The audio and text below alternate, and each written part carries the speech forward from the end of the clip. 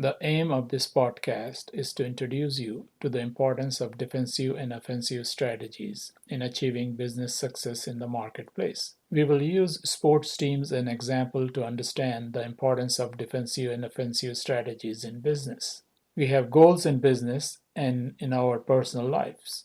To achieve these goals, we need strategies. A strategy is a plan for accomplishing goals. Strategies can be offensive and defensive. To compete in the marketplace or to be successful in the workplace, we need to both have offensive and defensive strategies. There are many things we can learn from a sports team about the offensive and defensive strategies. First, a sports team is like a business in that it is interested in satisfying its customer wants and needs. Many football, soccer, cricket, basketball, and baseball teams have done a very good job of creating a brand, an image, and loyalty among the customers. Businesses and individuals can learn lessons from these teams about how they pass on their brand and image from generation to generation. Second, sports teams compete to win championships, just as business compete to win market share. We can learn something about the strategies from Olympic Games, the Super Bowl, and the World Cup. In Super Bowl, two teams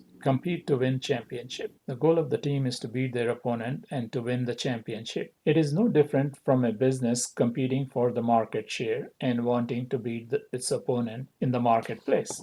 Like business, sports teams have a mission, goals, and strategies formulated to achieve the goals.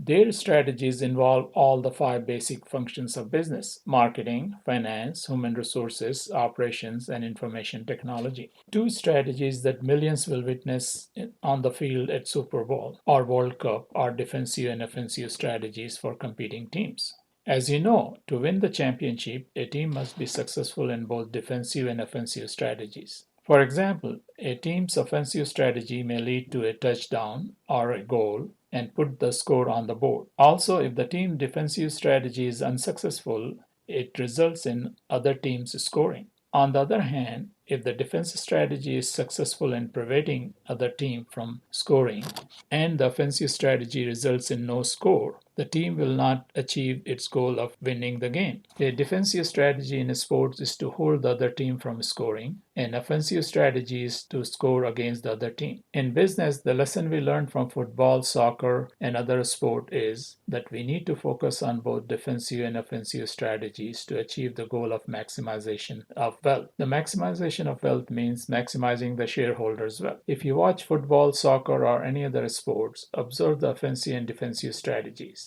And you will find that team that focuses on both offensive and defensive strategies ends up winning the game. In business, a defensive strategy is maintaining the market share, an offensive strategy is to gain market share. To be successful in achieving your business or personal goals, the goals should be realistic, clearly written, measurable, and shared with everyone involved in the business. Finally, if you are interested in succeeding in a business or your personal life, formulate both offensive and defensive strategies. Learn about competitors' strengths and weaknesses and analyze both firms' internal and external environment. Implement the offensive and defensive strategies in a fashion that will lead you to succeed in the marketplace. Your goal is to survive, generate profit, and grow in business. Defensive strategy is for maintaining growth by protecting the market share. The offensive strategy is to generate profits and growth. Thank you for listening to the podcast.